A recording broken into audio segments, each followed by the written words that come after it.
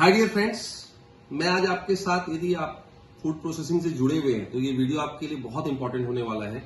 मैं सीए अरियन जैन आपके साथ फूड प्रोसेसिंग सेक्टर में सरकार की क्या योजनाएं हैं, क्या बेनिफिट्स आपको मिल सकता है, उसके बारे में आपसे बात करने जा रहा हूं। यदि आप कोई भी फूड इंडस्ट्रीज में काम कर रहे हैं या कोई नई फूड इंडस्ट्रीज लगाना चाह रहे हैं तो आपको सरकार लगभग एक प्रकार से 35% की सब्सिडी प्रोवाइड करने वाली है।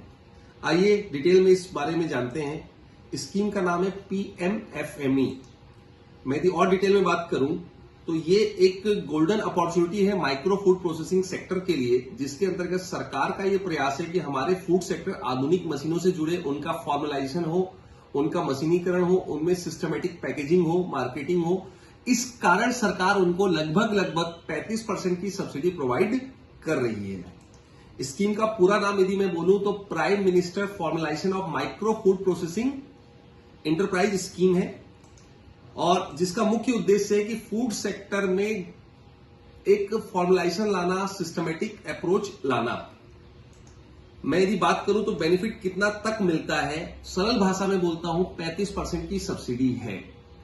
इसका एक सरल एग्जांपल लेता हूं कि यदि आप कोई मिक्सचर का प्लांट, आप बेकरी बनाने का प्लांट या कोई पापड़ बड़ी अचार बनाने की यूनिट लगाना चाहते हैं और उसकी लागत 10 लाख रुपए सेटअप की आ रही है, तो आप जनरली बैंक के पास जब लोन लेने जाते हैं तो बैंक वाला बोलता है कि कम से कम 2.5 लाख रुपए तुमको अपना लाना होगा और 7.5 लाख रुपए तक का हम लोन देंगे।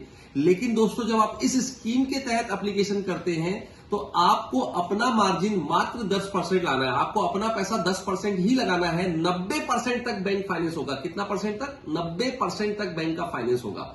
इसका मतलब इस स्कीम का सबसे बड़ा बेनिफिट है कि खुद का पैसा मात्र 10% लगेगा, 90% तक बैंक से लोन के रूप में आपको मिल जाएगा। पहला पॉइंट। दूसरा पॉइंट कि जो आपने 10 लाख की प्रोजेक्ट कॉस्ट लगाई, 1 लाख आप अपना लगाएंगे, 9 लाख रुपए बैंक से आपको लोन के रूप में मिलेगा, जिसको आप किस्तों में चुकाएंगे।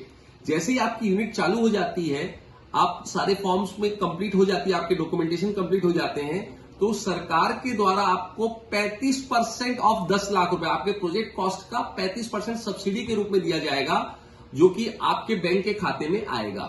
मतलब 3.5 लाख रुपए आपको पटाने की आवश्यकता नहीं है, वो सब्सिडी के रूप में आपके खाते में आ जाएगा।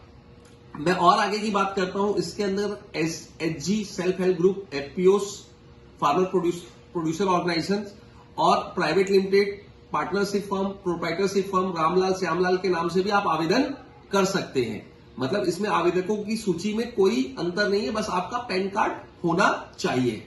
जो SHG ग्रुप की महिलाएं हैं उनको 40,000 रुपए सीड फंड के रूप में मिलेगा, जो फूड संबंधित कार्य कर रही हैं। यदि कोई व्यक्ति एक कॉमन इंफ्रास्ट्रक्चर बना के देना चाहता है तो उसको उस कॉमन इंफ्रास्ट्रक्चर फूड प्रोसेसिंग के लिए वो बनाकर रेडी कर रहा है, जिसमें लोग आकर अपना काम करें, तो उनको लगभग 3 करोड़ रुपए तक की सब्सिडी 35% से मिलेगी। इवन आपका मार्केटिंग और ब्रांडिंग के लिए भी सरकार आपका सपोर्ट करने के लिए तैयार है। इसमें लगभग 50% तक का सहायता देने का प्रावधान है। सरल भाषा में बोलूं, इस स्कीम में आपको सीधा 35% की सब्सिडी मिल जाती है। और 2 मुख्य बिंदु और मैं बताना चाहूंगा कि आप चाहे शहर में ये यूनिट लगाइए, चाहे आप ग्रामीण क्षेत्र में लगाइए, दोनों ही स्थिति में सब्सिडी सेम है।